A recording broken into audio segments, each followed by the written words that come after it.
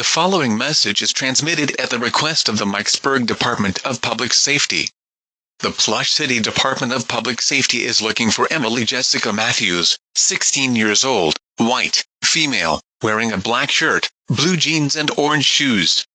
The suspect's name is Hunter Error, unknown age. Probably around 7 to 9 years old, black, male, wearing a striped shirt, jeans, and white shoes.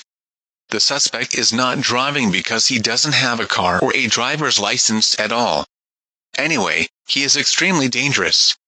If you see him, call 911 immediately.